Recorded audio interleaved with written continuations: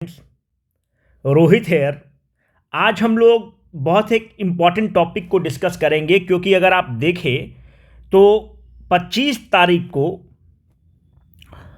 Bihar economic survey को प्रस्तुत किया गया है।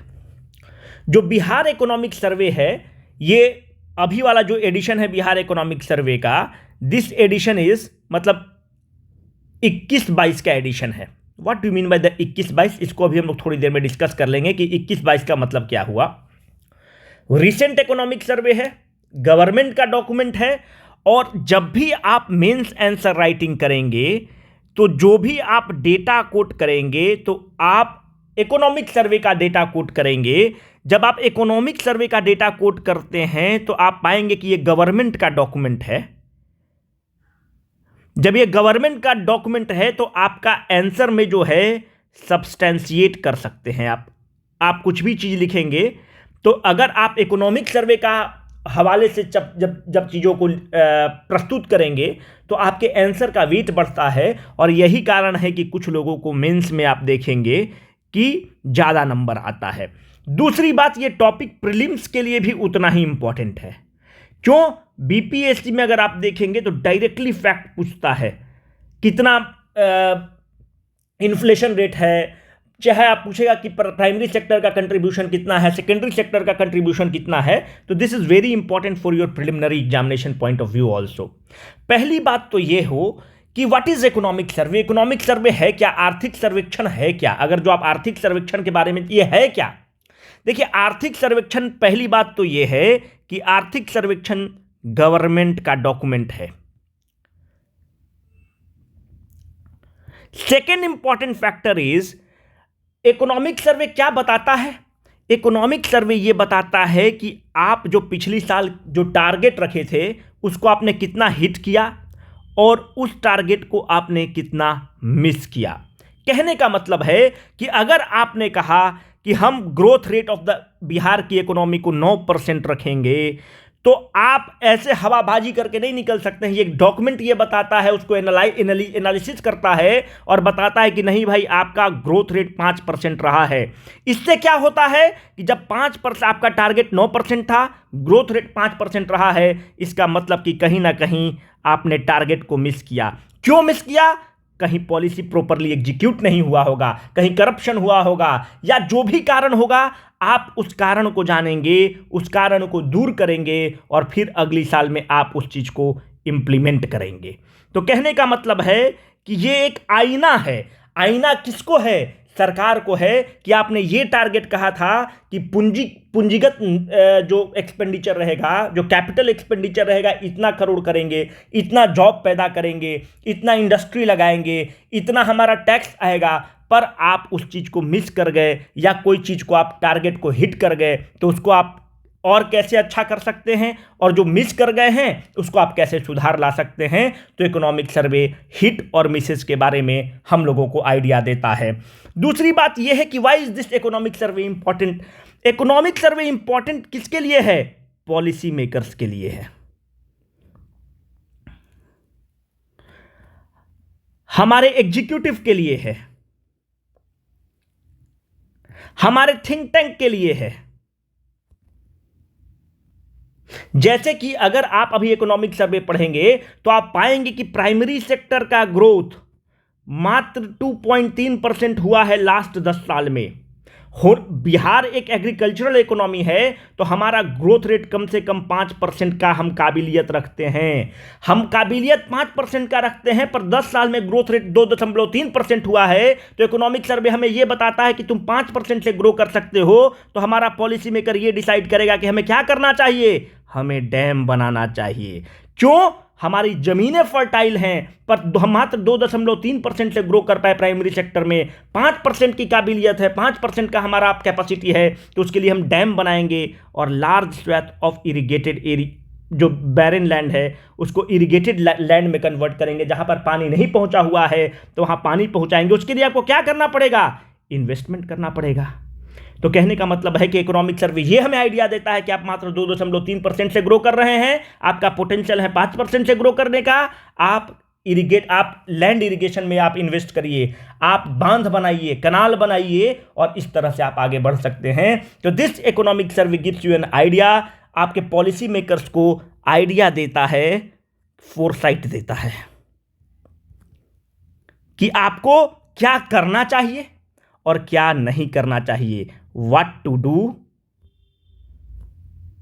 And what not to do. ठीक है, तो ये इंपॉर्टेंट है। आप देखेंगे कि इकोनॉमिक सर्वे बजट के पहले प्रेजेंट होता है, it is presented before budget. क्यों? It sets the foundation for the budget.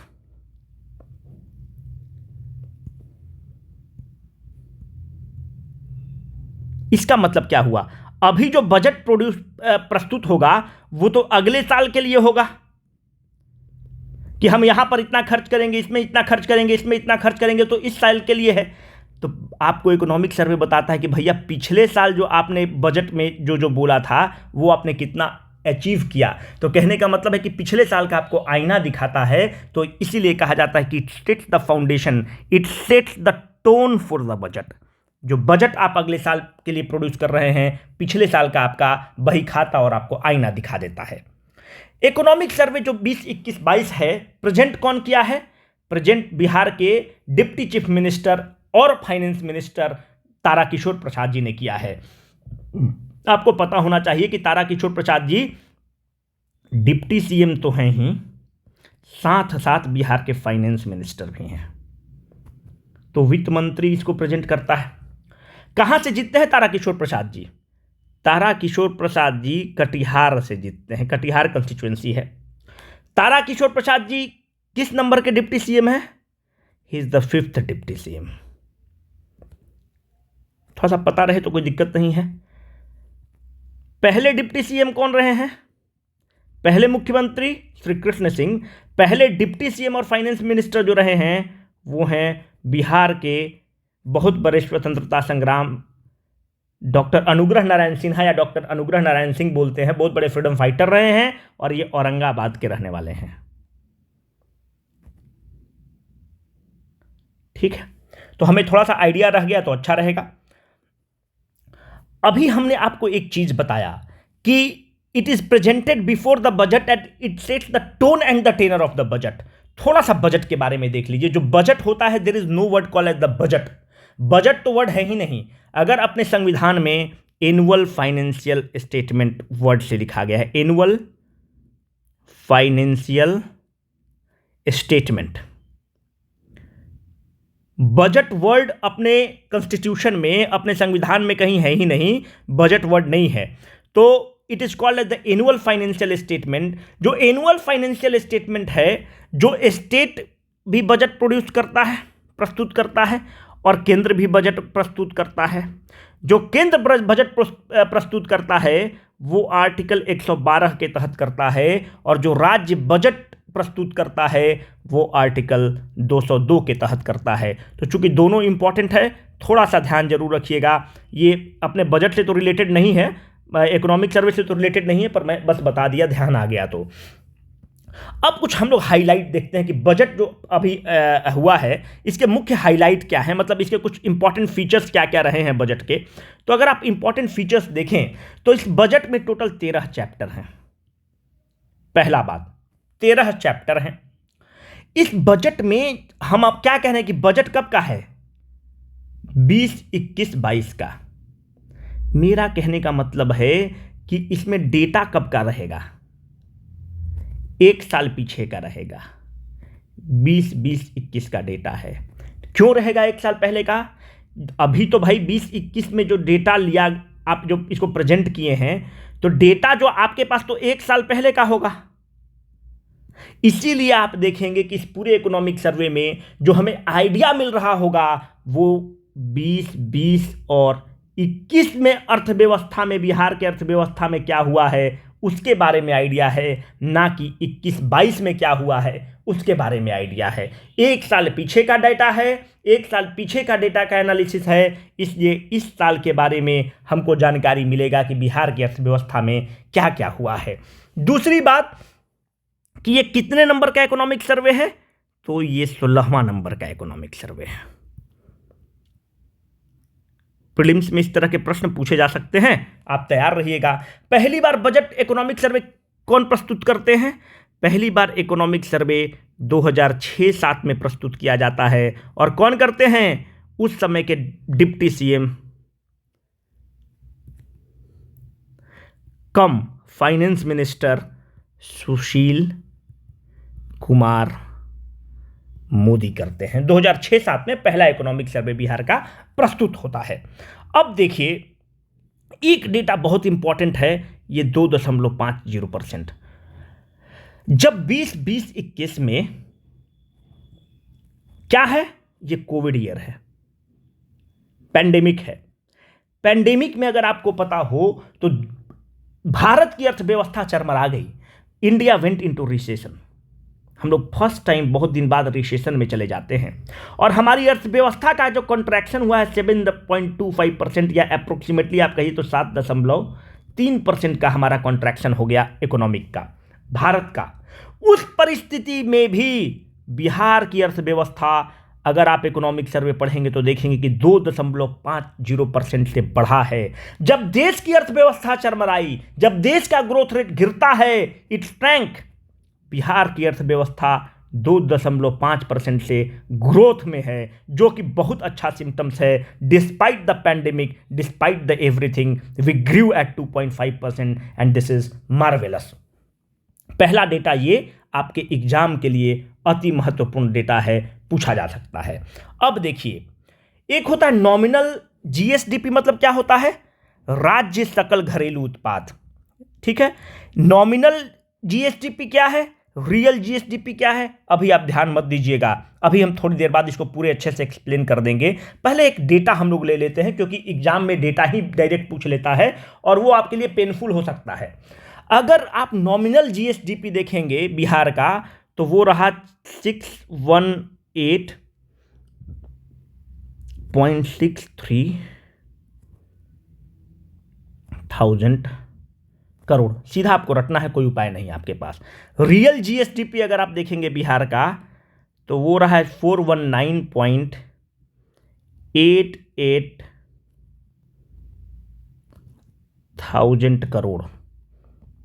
NSDP अगर आप देखेंगे तो वो है 566.47 थाउजेंड करोड़ रुपया। अब आपको अभी तक कुछ नहीं समझ में आ रहा होगा कि आप ये कर क्या रहे हैं, इसका मतलब क्या है। अब देखिए, पहली बात तो ये होता है कि नॉमिनल पहले आप हमको जीएसडीपी समझना होगा कि जीएसडीपी क्या होता है। इसको आप कहते हैं राज्य सकल घरेलू उत्पाद। ठीक है, राज्य सकल घरेलू उत्पाद का मतलब हो गया, ये बिहार का टेरिटरी है, ये बिहार का ज्योग्राफिकल एरिया है, मानते हैं। इस बिहार के ज्योग्राफिकल एरिया में जितना भी चीज का प्रोडक्शन हो रहा है, इस ज्योग्राफिकल एरिया में, बिहार के मैप में, बिहार के भूगोल में जितना भी चीज का, it is the GSDP is the market value of all goods and services produced in its territory. ये बिहार का टेरिटरी है। जितना गुड्स या सर्विसेज हमारे ज्योग्राफिकल एरिया में प्रोड्यूस होते हैं, उन सब को जोड़ दीजिएगा तो जीएसडीपी हो जाएगा, सकल घरेलू उत्पाद हो जाएगा। मानते हैं कि 10 किलो राइस हमने प्रोड्यूस किया और वो 10 रुपया में बिका, मार्केट वैल्यू उसका 10 रुपया है, तो 100 रुपया हुआ। हमारे बिहार से 10 कलम का प्रोडक्शन हुआ, एक कलम 15 रुपया में बिका, मार्केट वैल्यू 150 रुपया। हमारे बिहार में 10 मोटरसाइकिल प्रोड्यूस होता है, एक मोटरसाइकिल 100 रुपया में बिकता है, तो 1000 रुपया। जितना चीज का प्रोडक्शन हुआ है अपने बिहार में, उन सब चीजों को आप जोड़ देंगे। मानते हैं कि आपका 10 किलो दाल बिहार में प्रोड्यूस हुआ है और एक किलो दाल 1 रुपया में बिक रहा है, तो 10 रुपया। दाल दलहन रोटी सब्जी जितना भी चीज़ का प्रोडक्शन हुआ है बिहार के भूगोल के अंदर, उन सब चीज़ों को आप जोड़ देंगे तो आपको बिहार का सकल घरेलू उत्पाद मिल जाएगा। ये चीज़ है। अब मेरा आपसे एक प्रश्न ये है कि ये बताइए कि आपकी माँ आपके लिए खाना बनाती हैं, वो बिहार के टेरिटरी में भी आ रही हैं। हम मानते हैं कि आप पटना के रहने वाले हैं, आपकी माँ आपके लिए खाना बनाती हैं, तो वो बिहार के सकल घरेलू उत्पाद में काउंट होगा कि नहीं। दूसरा, एक आप पटना में रह के पढ़ाई कर रहे हैं, आपने काम करने के लिए एक बाई को रखा हुआ है, वो आकर आपका खाना बनाती हैं, आप उनको 1500 रुपया प्रति महीना देते हैं खाना बनाने के लिए। तो ये जो बाई आपका आकर खाना बना रही हैं, बिहार के ज्योग्राफी में खाना बन रहा है, तो क्या बाई वाला काउंट होगा क्या सकल घरेलू उत्पाद में? माँ वाला काउंट होगा क्या सकल घरेलू उत्पाद में? आंसर ये है कि जो बाई वाला है वो काउंट होगा, माँ वाला काउंट नहीं होगा। क्यों? हमने लिखा है market value of all goods and the services. आप सोचेंगे कि मम्मी भी तो खाना ही बना रही है और वो जो बाई आ रही है वो भी तो खाना ही बना रही है, तो दोनों में अंतर क्या है? हमने लिखा है मार्केट वैल्यू। माँ का आप जो प्रेम से खाना बना रही है, क्या आप उसका मार्केट वैल्यू लगा सकते हैं क्या? वो तो ऐसा प्यार है कि उसका मार्केट वैल्यू नहीं लगाया जा सकता है। पर जो बाई आकर खाना बना रही है उसका आपको पता है कि भाई मार्केट में तो 1500 रुपया रेट चल रहा है। आप उस जिस चीज का मार्केट वैल्यू लगा सकते हैं वो जीएसटीपी में काउंट होगा। माँ के प्रेम का कोई मार्केट वैल्यू नहीं है, वो खाना आपको बनाकर खिला रही, वो प्रेम है, तो उसका जो चीज का मार्केट वैल्यू आप नहीं लगा सकते हैं वो काउंट नहीं होगा। तो माँ जो आपको खाना बना के दे रही वो बिहार के जीएसडीपी में काउंट नहीं होगा, पर अगर कोई नौकर आपको खाना बना कर दे रहा है तो बिहार के जीएसडीपी में काउंट होगा। कहने का मतलब ये है कि मैं बताना चाह रहा था कि ये मार्केट वैल्यू जो वर्ड है इसको आप इंफेसिस करिएगा, ये इंपॉर्टेंट है। Now let us move. हमने जीएसडीपी के बारे में आपको बता रखा है कि ये नॉमिनल जीएसडीपी है, रियल जीएसडीपी है। इन चीजों पे हम लोग अब थोड़ा सा डिस्कस करते हैं। ये आपको फैक्ट एंड फिगर तो आपको रट के ही रखना है, आपके पास कोई विकल्प नहीं है, आपको ये रटना पड़ेगा। अब इन चीजों को समझिए। अब समझना क्या है, अब देखिए नॉमिनल जीएसडीपी का मतलब क्या होता है। नॉमिनल जीएसडीपी का मतलब यह होता है कि आप करेंट प्राइस की बात कर रहे हैं। अभी भी आपको नहीं समझ में आया होगा कि करेंट प्राइस का मतलब क्या होता है। मानते हैं कि पूरे बिहार की अर्थव्यवस्था में, पूरी बिहार की जो अर्थव्यवस्था है, पूरे बिहार की ज्योग्राफी में मात्र 10 कलम प्रोड्यूस होता है, इससे ज़्यादा और कुछ होता ही नहीं, मान के चलते हैं। और उस कलम का दाम 10 रुपया है। तो बिहार का हमने बताया कि सकल घरेलू उत्पाद, इसको क्वांटिटी कितना हुआ 10, प्राइस कितना हुआ, मानते हैं कि 10 रुपया में बिक रहा है, तो यही है बिहार का जीएसडीपी। सकल राज्य घरेलू उत्पाद 100 रुपया है बिहार का। मानते हैं कि अभी कलम का जो प्रोडक्शन है वो ये कब का हो रहा है, मानते हैं 11-12 में ये कंडीशन है। अब मानते हैं कि हम 21-22 की बात कर रहे हैं। ऐसी परिस्थिति हुई कि कलम का प्रोडक्शन अभी भी 10 ही है, बिहार में कोई विकास नहीं हुआ, पर महंगाई के चलते वो जो कलम 11-12 में 10 रुपया में मिल रहा था, अब उस कलम का दाम 20 रुपया हो गया है महंगाई के कारण। जीएसडीपी क्या कहता है? Market value of all the goods and the services produced in its territory. हम मानते हैं कि मात्र केवल गुड्स एंड सर्विसेज में केवल बिहार कलम प्रोड्यूस कर रहा है। उदाहरण के तौर पर हमारा जीएसडीपी अब कितना हो गया? 200 रुपया हो गया।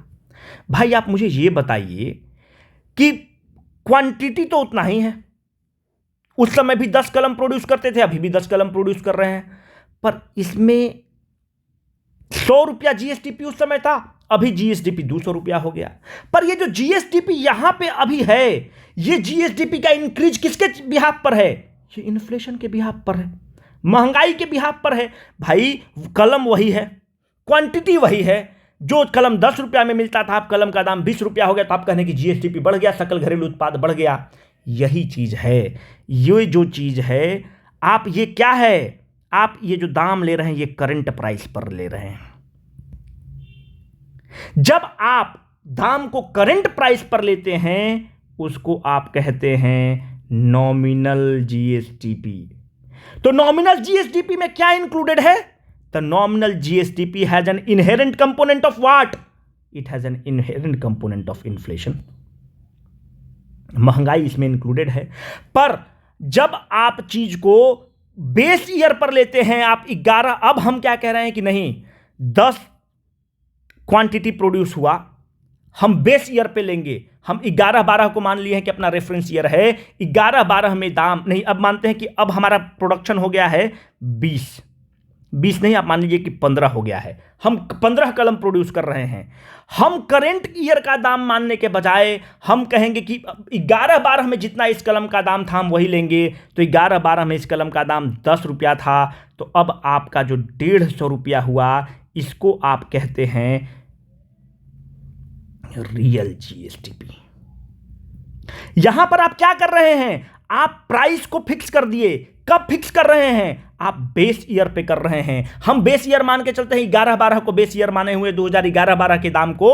तो 11-12 के दाम को जब आपने बेस ईयर मान लिया, तो आप कह रहे हैं कि हमारा जीएसटीपी तो भैया 150 रुपया ही हुआ। यहां पर आपका क्या इंक्रीज हो रहा है? प्रोडक्शन इंक्रीज हो रहा है। और प्रोडक्शन इंक्रीज होना जरूरी है, क्योंकि जब प्रोडक्शन बढ़ेगा तो पहले एक फैक्ट्री 10 कलम प्रोड्यूस करता था, अब मानते हैं कि 15 कलम प्रोड्यूस हो रहा है। इसका मतलब कि 2 फैक्ट्री लगा हुआ होगा। जब 2 फैक्ट्री लगा हुआ होगा तो ज़्यादा लोगों को रोजगार मिला होगा। जब ज़्यादा लोगों को रोजगार मिला होगा तो ज़्यादा अच्छा हुआ होगा, हमारी अर्थव्यवस्था मजबूत हुई होगी। तो कहने का मतलब है रियल जीएसटीपी में क्या है? इसमें इन्फ्लेशन नहीं है। आप क्यों इन्फ्लेशन नहीं है? आपने बेस ईयर जो 11-12 में दाम था उसी को आपने काउंट किया है। तो रियल जीएसटीपी में इन्फ्लेशन नहीं होता है। जब इन्फ्लेशन नहीं होता है तो रियल जीएसटीपी जो है इट इज बेटर। क्यों? हमें ज्यादा अच्छा पिक्चर देता है, क्लियर पिक्चर देता है।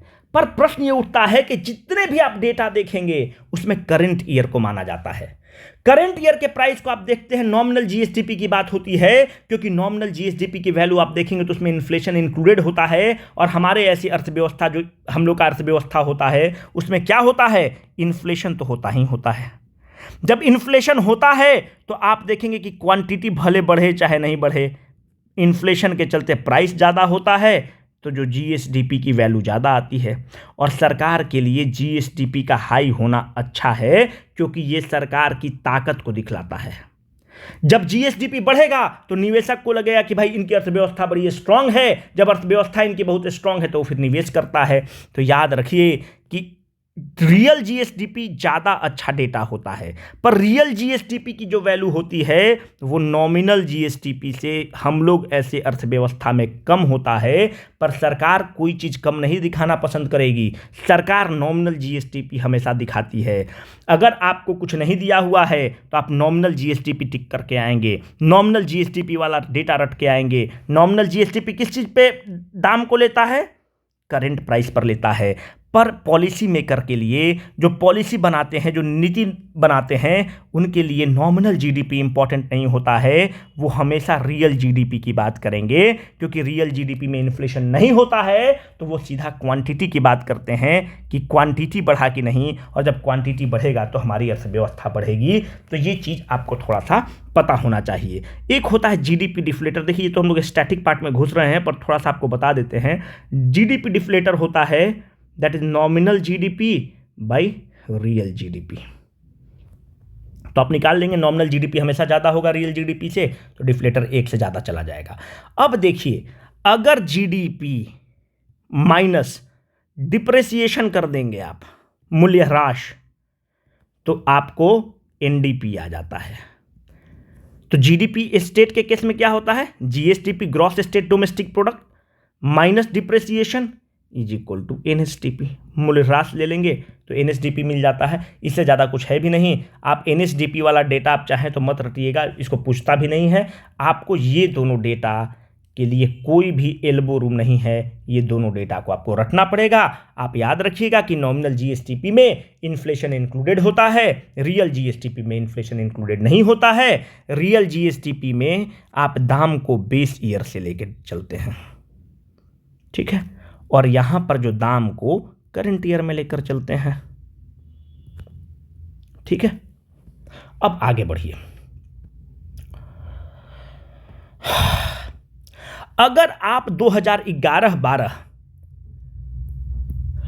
और 20-20-21 में भारत और बिहार की तुलना करेंगे,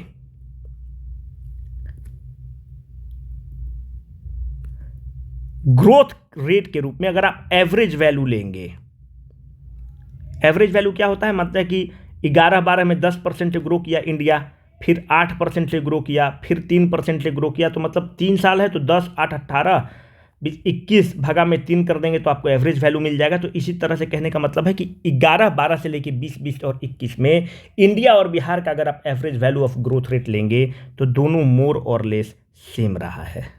तो पूछा जा सकता है कि स्टेटमेंट के रूप में कि बहुत अंतर रहा है कि क्या रहा है, तो मोर और लेस दोनों का ग्रोथ रेट सेम रहा है। अब देखिए, हमने अभी आपको बताया जीएसटीपी, राज्य सकल घरेलू उत्पाद। मानते हैं कि राज्य सकल घरेलू उत्पाद 1000 रुपया है और बिहार की जनसंख्या 100 है। अगर राज्य सकल घरेलू उत्पाद बाई टोटल पॉपुलेशन आप कर देंगे तो ये कितना हो गया, 10 रुपया। तो मतलब कहने का मतलब है कि सकल घरेलू उत्पाद पर कैपिटल पर आदमी पर 10 रुपया हो गया। उसी तरह से पूरा सकल घरेलू उत्पाद बिहार का ले लीजिए, बाई टोटल पॉपुलेशन कर दीजिए तो आपको पर कैपिटा आ जाता है। तो करेंट प्राइस और कांस्टेंट प्राइस वही हो गया जो आपको बता रखे हैं। कांस्टेंट प्राइस के लिए बेस ईयर का आपको जरूरत पड़ेगा। बेस ईयर क्या है, 11-12, ठीक है। जीएसडीपी में भी 11-12 है। तो करेंट प्राइस पर अभी जो आप प्राइस लेंगे तो जीएसडीपी पर कैपिटा कितना है, 50,555 रुपया हर व्यक्ति पर इतना पड़ता है। पर कांस्टेंट प्राइस पर लेंगे तो 34,314 रुपया है। ये डेटा बहुत ही इंपॉर्टेंट है, आपको रटना पड़ेगा, कोई विकल्प आपके पास नहीं है। बेस ईयर 11-12 है। हमने आपको बताया कि करंट प्राइस वाला हमेशा ज़्यादा होता है। अगर प्रश्न में नहीं दिया हुआ है तो आप करंट प्राइस को टिक करेंगे, सरकार करंट प्राइस को ही लेती है, वो यूजुअली ज़्यादा होता है, ठीक है। इतना चीज़ आपको थोड़ा सा ध्यान में रख के चलना होगा। अब एक चीज़ और देखेंगे कि अगर नेशनल एवरेज कितना है, नेशनल पर कैपिटा इनकम कितना है, 86,659 रुपया है, हमारे लिए इंपॉर्टेंट नहीं है। अब देखिए हाईएस्ट पर कैपिटा किस, अब आप जिला वाइज देखें कि हाईएस्ट पर कैपिटा सबसे ज़्यादा किसका रहा है, किस जिले का रहा है। तो highest per capita common sense से ये भी बताता है कि पटना का रहा है। कितना रहा है, 1.31 लाख पर व्यक्ति रहा है। 2 नंबर पे कौन जिला रहा है हाईएस्ट में, बेगूसराय, ठीक है। यहां पर कितना है बेगूसराय में, अगर आप देखेंगे तो 0.51 लाख प्रति व्यक्ति, मतलब 51,000 प्रति व्यक्ति है। सबसे लोएस्ट किस जिला का रहा है, लोएस्ट रहा है शिवहर का, फॉलोड बाय अररिया। सबसे कम शिवहर का, उसके बाद अररिया का। तो 19,000 प्रति व्यक्ति रहा है और अररिया का 21,000 प्रति व्यक्ति रहा है। के मतलब होता है 1000। तो ये भी डेटा इंपॉर्टेंट है, ये भी डेटा इंपॉर्टेंट है। पटना वाला तो भयंकर रूप से इंपॉर्टेंट है, आपके पास कोई भी स्कोप नहीं है इसको भूलने के लिए। अब आगे देखिए, एक डेटा है ग्रॉस फिजिकल डेफिसिट का। जो ग्रॉस फिजिकल डेफिसिट मतलब होता है कि सरकार की आमदनी कितनी हुई। मानते हैं कि सरकार की आमदनी 100 रुपया है, पर हमारी ज़रूरतें ज़्यादा हैं। हम बिहार एक गरीब प्रदेश हैं तो हमारी ज़रूरतें ज़्यादा हैं। मानते हैं सरकार खर्चा किया 150 रुपया। क्यों खर्चा करेगा ज़्यादा, हमारी ज़रूरतें ज़्यादा हैं, और जब ज़रूरतें ज़्यादा हैं तो उन ज़रूरतों को पूरा करना पड़ेगा। तो ये जो 50 रुपया आप एक्स्ट्रा खर्चा किए, ये कहाँ से आप लाएंगे, ये 50 रुपया आप मार्केट से उठाएंगे, मार्केट से बोरो करेंगे। कैसे मार्केट से बोरो करेंगे, आरबीआई के माध्यम से बोरो कर सकते हैं, या आप लोन लेंगे, एशियन डेवलपमेंट बैंक से लेंगे, वर्ल्ड बैंक वगैरह से आप लोन लेंगे। ये जो मार्केट बोरोइंग है इसी को आप कहते हैं फिजिकल डेफिसिट, ठीक है। यही आपका फिजिकल डेफिसिट है। तो अगर फिजिकल डेफिसिट बढ़ जाएगा मानते हैं तो दिक्कत क्या होगा, अब बिहार को जो भी लोन मिलेगा वो ज़्यादा सूद पर मिलता है, ज़्यादा इंटरेस्ट रेट पर मिलता है। अगर आप मानिए कि कोई व्यक्ति 100 रुपया कमाता है महीना में और उसका 200 रुपया खर्चा है, तो कोई व्यक्ति अब इसको उधार देगा क्या, बोलेगा कि भाई ये तो डिफ़ॉल्ट कर जाएगा, इस पर इतना ज़्यादा लोन है कि डिफ़ॉल्ट कर जाएगा। उसी तरह से जब बिहार सरकार जब मार्केट से लोन उठाएगी, अगर फिजिकल डेफिसिट बढ़ जाएगा तो उसको ज़्यादा सूद पर पैसा उठाना पड़ेगा, जो कि कोई भी राज्य सरकार नहीं चाहेगी, ठीक है। अब देखिए हमारा ग्रॉस फिजिकल डेफिसिट कितना है, हमारा ग्रॉस फिजिकल डेफिसिट जो रहा है 4.8% रहा है, पेंडेमिक ईयर में 4.8% रहा है, और बजट में ये कहा गया है कि हम 3% पे इसको फिर लेकर आ जाएंगे। तो ग्रॉस फिजिकल डेफिसिट का जो आंकड़ा रहा है 4.8% रहा है। तो ये डेटा बहुत इंपॉर्टेंट है। ये किस साल के लिए, 2020-21। हमने आपको बता रखा है कि जो इकोनॉमिक सर्वे आपका है वो 2021-22 का है, पर डेटा सब क्या है 2020-21 का है। तो हमारा gross physical deficit 4.8% of GSTP of Bihar, ठीक है, जो सकल राज्य घरेलू उत्पाद है उसका 4.8%, इससे ज़्यादा इंपॉर्टेंट नहीं है हमारे लिए। अब ये डेटा सब बहुत इंपॉर्टेंट है, इन डेटा को आपको ध्यान रखना होगा। 2012-13 से लेकर 2020-21 तक का हमने एक एवरेज वैल्यू निकाला इकोनॉमिक सर्वे ने। तो एवरेज वैल्यू में निकाल कर ये पाती है कि जो प्राइमरी सेक्टर है बिहार का, उसका ग्रोथ रेट इन 10 सालों में 2.3% रहा है। सेकेंडरी सेक्टर का ग्रोथ 4.8% रहा है। टर्शियरी सेक्टर का ग्रोथ 8.5% रहा है। कब से कब के बीच का एवरेज वैल्यू है, 12-13 से 20-21 तक का।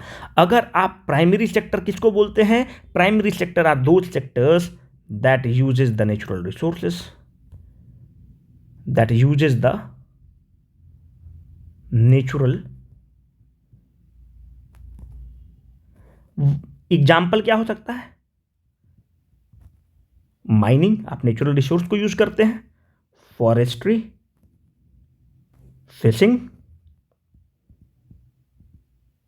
एग्रीकल्चर, ये सब प्राइमरी सेक्टर के उदाहरण हैं। सेकेंडरी सेक्टर का क्या है, सेकेंडरी सेक्टर वो सेक्टर है जिसमें आप वैल्यू एडिशन करते हैं।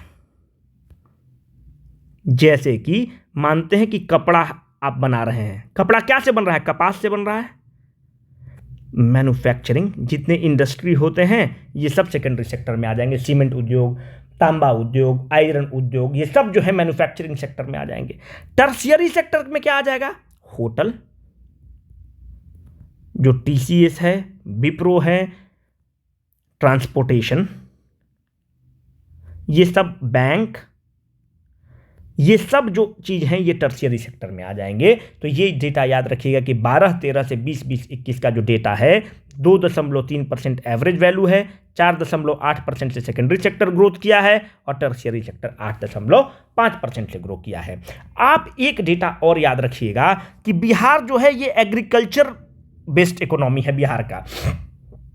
जब एग्रीकल्चर बेस्ड इकोनॉमी है तो ऊपर वाला जो डेटा है ये 12-13 से 20-21 का है, पर हमें एक डेटा चाहिए होगा एग्रीकल्चर एंड एलाइड सेक्टर का लास्ट 5 साल में हम देखना चाहते हैं। क्यों, हमारा अधिकांश जो पॉपुलेशन है वो एग्रीकल्चर पर डिपेंडेंट है। तो हम लास्ट 5 साल में एग्रीकल्चर एंड एलाइड सेक्टर किसका पार्ट है, प्राइमरी सेक्टर का पार्ट है, ठीक है, नेचुरल रिसोर्सेज को यूज करता है प्राइमरी सेक्टर। लास्ट 5 साल में आप देखेंगे तो बिहार का जो ग्रॉस क्रॉपिंग एरिया है वो है 72.97 लाख हेक्टेयर, और बिहार का क्रॉपिंग इंटेंसिटी अगर आप देखें, ये दोनों डेटा आपको याद रखना है, वो है 144%। ये जो क्रॉपिंग इंटेंसिटी कब का दिया हुआ है, 19-20 का डेटा है, थोड़ा सा 1 साल पुराना वाला डेटा है। ग्रॉस क्रॉप्ड एरिया क्या होता है, ग्रॉस क्रॉप्ड एरिया का मतलब है कि एक जमीन में आप इस एरिया में मानते हैं कि area that is sown once और मोर देन वंस, इस ग्रॉस क्रॉप्ड एरिया मानते हैं कि 10 किलोमीटर स्क्वायर का एरिया है। अगर आप इसमें 2 बार फसल को लगाते हैं तो इसको 20 काउंट किया जाएगा। तो इस तरह से टोटल क्रॉप्ड एरिया बिहार का 72.97 लाख हेक्टेयर होता है। ग्रॉस क्रॉप्ड एरिया को अगर डिफाइन करेंगे तो area that is sown once और मोर देन वंस, उसको आप ग्रॉस क्रॉप्ड एरिया लेंगे। मानते हैं कि ये जमीन है, ये एक साल में मात्र एक ही बार हुआ, 10 किलोमीटर स्क्वायर का है, एक ही बार हुआ, तो इसका ग्रॉस क्रॉप्ड एरिया इसमें और जोड़ दीजिए तो 10 हो गया। तो इस तरह से ग्रॉस क्रॉप्ड एरिया वाला डेटा इंपॉर्टेंट है, ध्यान रखिएगा। क्रॉपिंग इंटेंसिटी बिहार का 144% है। क्रॉपिंग इंटेंसिटी मतलब होता है कि number of crops a farmer grow in a given agriculture area on the same field. इस फील्ड पर अगर हम बोलते हैं कि एक बार में एक ही तरह का आपने फसल लगाया तो ग्रॉस क्रॉपिंग इंटेंसिटी 1 हो गया। 144% का मतलब हो गया कि बिहार में 1.4 मतलब एक लैंड पर कम से कम डेढ़ फसल लगता है। मतलब एवरेज वैल्यू है, 1.5 फसल तो ऐसे लग नहीं सकता है। मतलब कोई कोई एरिया होगा जहां एक साल में इसी सेम एरिया पर 2 फसल लगता होगा, कोई कोई एरिया होगा जहां एक ही फसल लगता होगा, कोई कोई एरिया होगा एक साल में 3 फसल लगता होगा। उस सब का अगर आप एवरेज निकालेंगे तो आता है कि 1.4 मतलब 144% क्रॉपिंग इंटेंसिटी है। ये दोनों डेटा इंपॉर्टेंट है, ध्यान जरूर रखिएगा। और एग्रीकल्चर एंड एलाइड सेक्टर का जो ग्रोथ रेट रहा है वो 2.1% रहा है। कब? लास्ट 5 साल में। ठीक है, ये डेटा इंपॉर्टेंट है, मेंस में भी यूज होगा, प्रीलिम्स में डायरेक्ट पूछा जा सकता है कि agriculture and allied sector of the Bihar has grown by how much percent in the last 5 year. हम थोड़ा सा डिटेल्ड पढ़ रहे हैं पर ठीक है, कोई दिक्कत नहीं होना चाहिए। अगर टोटल एक्सपेंडिचर पार्ट में अगर आप आएंगे कि बिहार में टोटल एक्सपेंडिचर कितना खर्च किया गया 20-20-21 में, तो जो टोटल एक्सपेंडिचर है वो किया गया है 1,65,696 करोड़। ये भी डेटा इंपॉर्टेंट है। 1,65,696 करोड़ रुपया आपने खर्च किया है। उसमें पूंजीगत जो कैपिटल एक्सपेंडिचर कितना है और रेवेन्यू एक्सपेंडिचर कितना है। अगर आप कैपिटल एक्सपेंडिचर देखेंगे तो वो है 26,203 करोड़। रेवेन्यू एक्सपेंडिचर आप देखेंगे तो आप इसमें से इस वैल्यू को घटा दीजिएगा तो आपका आता है 1,39,493 करोड़। एक चीज इसको याद रखिएगा, एक इसको याद रखिएगा, घटा दीजिएगा तो आपको आ जाएगा। अब मेंस के लिए आप देखिए, यहीं पर प्रॉब्लम है बिहार में। कैपिटल एक्सपेंडिचर में क्या आता है? अगर आप कोई पोर्ट बना रहे हो, आप कोई रोड बना रहे हो, आप कोई रेलवे बना रहे हो, अगर आप पोर्ट बनाते हैं, रोड बनाते हैं, रेलवे बनाते हैं तो आप क्या कर रहे हैं? डैम्स बना रहे हैं तो आप इंफ्रास्ट्रक्चर क्रिएट कर रहे हैं। जब इंफ्रास्ट्रक्चर क्रिएट करते हैं तो क्या मिलता है? जॉब मिलता है। जब जॉब मिलता है तो हमारी अर्थव्यवस्था मजबूत होती है, हमारे जनता को पैसा मिलता है। पर बिहार में कैपिटल एक्सपेंडिचर कम है और रेवेन्यू एक्सपेंडिचर ज्यादा है। रेवेन्यू एक्सपेंडिचर क्या है? सैलरी, पेंशन, ठीक है, इंटरेस्ट। कहने का मतलब है कि हमारे रेवेन्यू में खर्च ज्यादा है। ये जो दैनिक दिनचर्या है, आपको सैलरी में ज्यादा आप खर्च कर दे रहे हैं, आप पूंजी निवेश नहीं कर रहे हैं। और कोई भी चीज में अगर आपको जॉब क्रिएट करना है तो बिहार में पलायन का यह भी एक महत्वपूर्ण कारण है कि जो सरकार का मैक्सिमम खर्चा रेवेन्यू में है, सैलरी देने में है, सूद देने में है, पेंशन देने में है, सब्सिडी देने में है। सरकार का ध्यान कैपिटल एक्सपेंडिचर में नहीं है। सरकार का काम होना चाहिए कि रोड बनाए, कनाल बनाए, डैम बनाए, बराज बनाए। जब इन सब चीजों में सरकार निवेश करेगी तो जॉब का क्रिएशन होगा। जो भी कैपिटल एक्सपेंडिचर होता है वो जॉब क्रिएट करता है और कैपिटल एक्सपेंडिचर का इकोनॉमी पर मल्टीप्लायर इफेक्ट होता है। ठीक है, मल्टीप्लायर इफेक्ट कितना तक होता है? 4 गुना तक मल्टीप्लायर इफेक्ट होता है। कैसे? अगर आप देखिए कि मानते हैं अगर आप पोर्ट बनाते हैं तो पोर्ट में सीमेंट की जरूरत पड़ेगी, आयरन स्टील की जरूरत पड़ेगी, लेबर की जरूरत पड़ेगी, गिट्टी की जरूरत पड़ेगी, छड़ की जरूरत पड़ेगी, बालू की जरूरत पड़ेगी। तो इसका आप देखेंगे कि एक पोर्ट के निर्माण में आपका सीमेंट उद्योग भी लगेगा क्योंकि सीमेंट को सप्लाई करना होगा।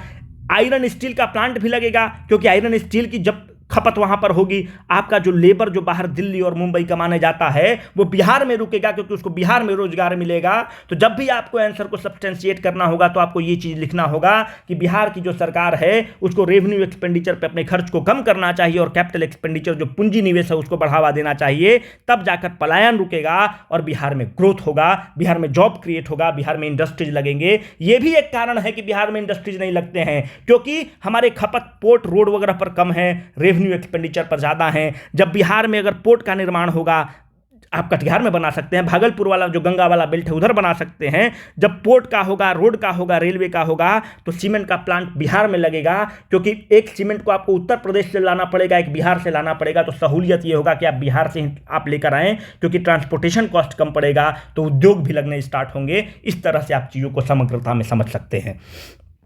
अब देखिए एनर्जी वाला आप देखेंगे ना तो हमेशा क्वेश्चन पूछता है कि बिहार का एनर्जी का जो स्टेटस है हमेशा पूछता है। तो टोटल पावर जनरेशन इन 20-20-21 अगर आप देखेंगे तो सिंपल डेटा है उसको याद रखिएगा 22 मेगावाट प्रोड्यूस हुआ है।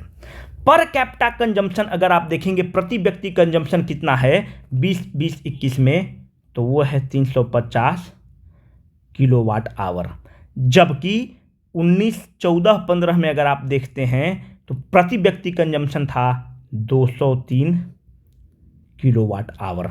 अगर आप इंक्रीज को देखें तो 72% का इंक्रीज है। ये इंपॉर्टेंट नहीं है पर ये डेटा बहुत ही इंपॉर्टेंट है कि per capita consumption in Bihar 20-21 में 350 किलोवाट आवर है। मतलब पर कैपिटा कंजम्पशन बढ़ रहा है, इसका मतलब है कि 14-15 की तुलना में उद्योग लगे होंगे, बहुत सारे पावर प्लांट लगे होंगे और उद्योग भी कंज्यूम कर रहे हैं। तो जब उद्योग है मतलब हमारा कुछ ना कुछ विकास तो हो ही रहा है। तो इस चीज़ से आप रखिए, इतना ज़्यादा इंपॉर्टेंट है भी नहीं, बहुत ज़्यादा आप वो इन्फॉर्मेशन ओवरलोड नहीं करेंगे। अब हम लोग अर्बनाइजेशन में आ जाएं। अर्बनाइजेशन का मतलब क्या होता है, शहरीकरण का क्या मतलब होता है? शहरीकरण का ये मतलब बिल्कुल भी नहीं होता है, it is not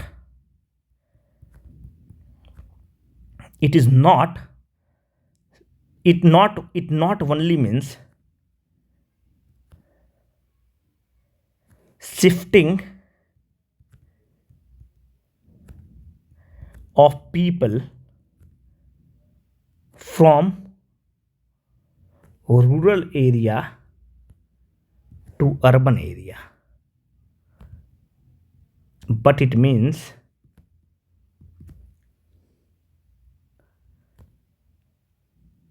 change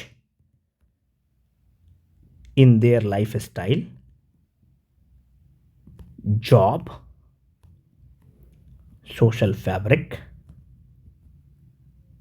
etcetera. शहर का शहरीकरण का मतलब ये नहीं है कि गांव के लोग शहर में चल गए तो उसको आप शहरीकरण मान लेंगे। शहरीकरण का मतलब ये होता है कि उनकी ज़िंदगी में क्या सुधार हुआ, ज़िंदगी में कैसे सुधार होगा। गांव पे वो बेरोजगार बैठे थे, शहर में आते हैं, उनकी जोमेटो में नौकरी लगती है, वो फूड को डिलीवरी करते हैं, तो उनके लाइफ स्टाइल प्रभावित हुआ, उनको कुछ आमदनी हो गया, उनको कुछ जॉब मिला। मानते हैं कि एक व्यक्ति गाँव में बेकार बैठा हुआ था, वो शहर में आता है, होटल में काम करता है, वो रिसेप्शनिस्ट बन जाता है, तो उसको कुछ पैसा मिलने लगता है, जॉब उसको मिलता है। एक व्यक्ति जो गांव में अनटचेबल था, आप शहर में आते हैं तो वहां पर अनटचेबिलिटी ऐसा सिस्टम कुछ नहीं है, तो उसका सोशल फैब्रिक और सोशल नेट अच्छा होता है, उसको समाज में आप उसको एब्जॉर्ब कर लेते हैं। इसको अर्बनाइजेशन बोलते हैं। कहने का मतलब है अर्बनाइजेशन का यह मतलब बिल्कुल भी नहीं है कि the shifting of the people from the rural to the urban area. It means the change in its life style, change in is life, quality of life and everything. अगर आप 2011 में देखें तो अर्बनाइजेशन का रेट बिहार में 11.3% है। Present में अगर आप देखें तो अर्बनाइजेशन का रेट 15.3% है। डेटा याद रखेंगे, कोई विकल्प आपके पास नहीं है। महंगाई आप देखेंगे, इन्फ्लेशन, जो इन्फ्लेशन हम लोग काउंट करते हैं, सीपीआई करते हैं, कंज्यूमर प्राइस इंडेक्स को हम लोग काउंट करते हैं। कंज्यूमर प्राइस इंडेक्स को हेडलाइन इन्फ्लेशन भी बोलते हैं, ठीक है। पॉलिसी इन्फ्लेशन भी इसको बोलते हैं। महंगाई, जो इन्फ्लेशन का ओवरऑल रेट अगर आप देखेंगे कि बिहार में इन्फ्लेशन का ओवरऑल रेट कितना रहा है, तो आपको एक अर्बन भी देखना। आप ओवरऑल रेट देखेंगे तो 3.1% रहा है। अर्बन आप इन्फ्लेशन देखेंगे तो 4.9% है। ग्रामीण इन्फ्लेशन कम होगा, 2.8% है। डेटा याद रखेंगे, इसमें और आप कुछ कर भी नहीं सकते हैं, ठीक है। सबसे इंपॉर्टेंट ये है आपका, देखिए 20-21 में देखेंगे, हमने आपको बताया कि प्राइमरी सेक्टर क्या होता है, सेकेंडरी सेक्टर क्या होता है, टर्शियरी सेक्टर क्या होता है। प्राइमरी सेक्टर का कंट्रीब्यूशन 19.2% है, सेकेंडरी सेक्टर का कंट्रीब्यूशन 19.5% है और टर्शियरी सेक्टर का 61.2% है। ये बहुत इंपॉर्टेंट है, डेटा को याद रखिएगा। 2016-17 की तुलना में देखें तो टर्शियरी सेक्टर में ग्रोथ हुआ है, प्राइमरी सेक्टर में डिक्लाइन हुआ है और सेकेंडरी सेक्टर में स्लाइट डिक्लाइन हुआ है, पर टर्शियरी सेक्टर में ग्रोथ हुआ है। 16-17 की तुलना में ये इतना इंपॉर्टेंट नहीं है, ये वाला बहुत इंपॉर्टेंट है कि 19.2, 19.5 एंड 61.2। अब कुछ हम लोग फैक्ट देखेंगे जो प्रीलिम्स के लिए बहुत ही इंपॉर्टेंट है। अगर बिहार में किसी व्यक्ति को कोविड डेथ हुआ है तो उसके परिवार को बिहार की सरकार जो है 4 लाख रुपया दी है। एक ऐप लॉन्च किया गया है, इंद्रवज्र। इंद्रवज्र मतलब क्या होता है, लाइटनिंग। बिहार में लोग बिजली से बहुत मरता है। तो उसके लिए एक ऐप बनाया गया है, इंद्र वज्र ऐप। उसमें क्या होता है कि अगर आप 20 किलोमीटर के डिस्टेंस में हैं तो बिजली कड़कने के 40 मिनट पहले आपको मोबाइल पर पता चल जाएगा इंद्रवज्र ऐप में कि आपको लाइटनिंग आ रहा है। तो आप फील्ड में नहीं जाएंगे, आप घर में रहेंगे। तो इंद्रवज्र ऐप जो है लाइटनिंग से रिलेटेड है, थंडर से रिलेटेड है, जो कि बिहार सरकार की इनिशिएटिव है, जो 20 किलोमीटर रेडियस में अगर आप हैं तो पहले ही आपको 40 मिनट पहले बता देता है। एक और बिहार इकोनॉमिक सर्वे मेंशन करता है बिहार ऐप के बारे में। बिहार ऐप का फुल फॉर्म क्या है? बिहार हॉर्टिकल्चर। देखिए, बहुत मत डेटा रटिएगा, बहुत डेटा रटने का कोई फायदा नहीं होगा। जो डेटा है इंपॉर्टेंट है, हमने आपको बता दिया है। Bihar horticulture agriculture natural resource management app, ये क्या है? ये बिहार सरकार के लिए है। इसमें आप याद रखिएगा कि केवल ये है कि डिजिटल फार्मर सर्विस है, कुछ नहीं है यार, इसमें कुछ नहीं है। बस याद रखिए कि अगर पूछ दे कि Bihar app is related to what, तो डिजिटल फार्मर सर्विस, फार्मर के जितने भी डिजिटली उनको काम करा देना है। डिजिटल मूव है, किस विभाग का है? डिपार्टमेंट ऑफ एग्रीकल्चर का। ये सब इंपॉर्टेंट है भी नहीं भाई उतना, मतलब बस इसलिए बता दिया क्योंकि इकोनॉमिक सर्वे मेंशन किया है। तो पूछ देगा Bihar app is related to what, तो Bihar app is related to the digital farmer services, department of agriculture का है। दिसंबर 2021 तक number of vaccinated people in Bihar कितने हैं? 10 करोड़। बिहार में कितने ऑर्गेनिक कॉरिडोर हैं? 13 ऑर्गेनिक कॉरिडोर हैं, 13 डिस्ट्रिक्ट से हैं। कृषि कर्मण पुरस्कार बिहार को कितनी बार मिला है? 5 बार मिला है।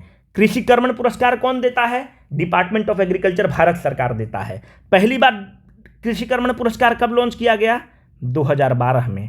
2012 में ही बिहार को मिल जाता है। और किस चीज़ के लिए मिलता है? राइस प्रोडक्शन के लिए जबरदस्त चावल का उत्पादन होता है और बिहार को कृषि कर्मण पुरस्कार मिलता है। ये वाला भी बहुत इंपॉर्टेंट है। देखो, इससे ज़्यादा है भी नहीं, इससे ज़्यादा आप पढ़िए भी मत, लोड मत करिए, क्योंकि फिर बजट आएगा, फिर बजट आप रटिएगा। अगर आप रोड के बारे में देखेंगे तो रोड वाला सेगमेंट से हमेशा क्वेश्चन पूछता है। तो बिहार में रोड डेंसिटी के जिक्र के अगर आएगा तो बिहार का रोड डेंसिटी है 386 किलोमीटर पर 100 square kilometre of geographical area. क्या होता है हम बताते हैं। रैंकिंग में पूरा देश में बिहार 3 पर है। टॉप कौन किया है? केरला। 2 पे कौन है? वेस्ट बंगाल है। होता क्या है, आप मानते हैं कि 100 किलोमीटर स्क्वायर का एक क्षेत्रफल है, एरिया है। इस एरिया में कितना किलोमीटर का आपका रोड है? तो इस एरिया में हमारा 386 किलोमीटर का रोड है। तो यही हमारा रोड डेंसिटी कहलाता है। नेशनल एवरेज कितना है? अगर आप national average of road density देखेंगे तो 1617 किलोमीटर है पर 100 square kilometre of geographical area. कोई भी इंपॉर्टेंट इससे ज़्यादा डेटा इस चैप्टर में नहीं है, ओवरबर्डन करने की जरूरत बिल्कुल भी नहीं है। अब बैंक वाला सेक्टर आप देखें तो बैंक वाले सेक्टर में बिहार में 2020-21 में कितने नए बैंक खुले? तो बिहार में 270 नए बैंक खुले हैं। ठीक है, डेटा है, ध्यान रखिएगा। मैक्सिमम किस बैंक का खुला हुआ है? नया बैंक में भी मैक्सिमम किसका खुला? 115 बैंक जो है अपना SBI खुला है बिहार में। बिहार में जो NPA है वो पहले कितना था? NPA पहले, इसके पहले 14.9% था, घट के NPA 11.8% आ गया है बिहार का। 14.9% कब था? ये मार्च 2020 में था। 11 कब हो गया है? मार्च 2021 में हो गया है। मतलब बिहार में लोग कम बैंक से डिफॉल्ट कर रहे हैं, जो कि एक अच्छा सूचक है, जो कि एक अच्छी बात है। मतलब हमारा क्रेडिट अच्छा है, क्रेडिट सिस्टम अच्छा है, लोग हमारा लोन पे करते हैं, रीपे करते हैं। ये थोड़ा इंपॉर्टेंट है। एक है क्रेडिट डिपॉजिट रेशियो। अगर आपसे पूछे कि क्रेडिट डिपॉजिट रेशियो बिहार में हाईएस्ट किस जिला का है, तो हाईएस्ट जिला है वो है पूर्णिया। सबसे कम किस जिले का है? वो है मुंगेर। क्या होता है अभी देख लेते हैं। 19-20 में बिहार में क्रेडिट डिपॉजिट रेशियो था 36.1%। 20-20-21 में क्रेडिट डिपॉजिट रेशियो है 41.2%। होता क्या है क्रेडिट डिपॉजिट रेशियो का मतलब है, अब हम लोग अंतिम ही कर रहे हैं। क्रेडिट डिपॉजिट रेशियो का मतलब होता है कि loan disbursed against the deposit. इसका अभी भी आपको समझ में नहीं आया होगा। मानते हैं कि ये एक बैंक है एसबीआई, इसमें कुछ लोग पैसा जमा कर रहा होगा, कुछ लोग लोन ले रहा होगा। अगर 100 रुपया लोग जमा कर रहा है तो एसबीआई 41 रुपया उसमें से लोन दे रहा है। 41 मतलब 41.2 रुपया लोन दे रहा है, जो कि अच्छी बात है। पहले मात्र 36 रुपया लोन देता था, अब 41.2 रुपया लोन दे रहा है। इसका मतलब क्या हो गया कि जब एसबीआई ज़्यादा पैसा लोन दे रहा है तो लोन से क्या हो रहा होगा, लोग पैसा लेके खा थोड़ी रहा होगा, या बिजनेस कर रहा होगा, या फ्लैट किन रहा होगा, कार किन रहा होगा, कुछ व्यापार लगा रहा होगा। जब व्यापार लगा रहा होगा तो हमारी अर्थव्यवस्था क्या कर रही होगी, ग्रो कर रही होगी, ये कुछ ना कुछ कंट्रीब्यूट कर रहे होंगे। तो जितना अच्छा क्रेडिट डिपॉजिट रेशियो रहेगा उतना अच्छा अर्थव्यवस्था के लिए रहता है। सबसे ज़्यादा क्रेडिट डिपॉजिट रेशियो पूर्णिया में है। अगर और आपको डेटा याद करने का मन रहे तो आप याद रखिएगा 81.8% है। मुंगेर में सबसे कम है 28.01% है। मतलब 100 रुपया मुंगेर में जमा होता है तो 28 रुपया बैंक लोन देता है। पूर्णिया में 100 रुपया जमा होता है तो 81 रुपया के आसपास लोन दे देता है। तो इस तरह से आप ध्यान रखिएगा। आखिर बाद में और कुछ क्वेश्चंस होंगे, कुछ और फैक्ट होंगे, कुछ लोग और मर रहे होंगे कि हमको और फैक्ट दो, है तौबा मचाएंगे। तो उनके लिए हम लोग एक क्वेश्चन फॉर्मेट में लेकर आएंगे और वहाँ से बाकी कुछ और फैक्ट जो छोटे मोटे हैं उसको भी कवर कर देंगे। बाकी मैक्सिमम चीज़ हमने कवर कर लिया है। Thank you very much.